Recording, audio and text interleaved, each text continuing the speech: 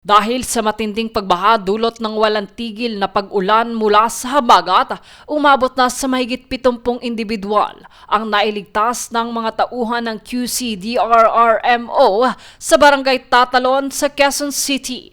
Karamihan sa mga narespondihan ay mga residenteng kailangang ilikas mula sa kanilang mga binahang tahanan at mga motoristang na-stranded sa mga lansangan. Kaugnay nito sa lungsod naman ng Marikina, kumilos din ang kawani ng River Parks Authority para sa mga gawain sa paglilinis at pag-aalis ng mga basura, putik at mga debris sa mga pampublikong espasyo.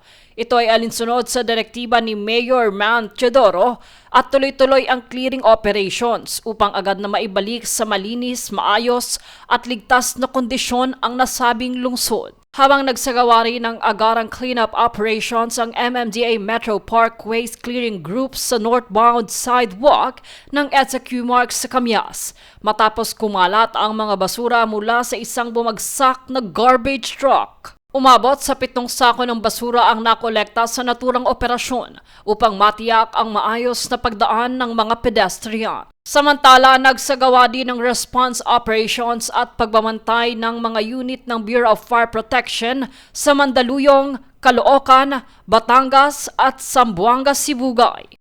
Kaugnay nito, pinapaalalahanan naman ang publiko na maaaring tumawag sa Quezon City Government Official Portal o sa QC Helpline 122 para sa anumang agarang emergency. Jade Buhoy, nag-uulat para sa Golden Nation Network.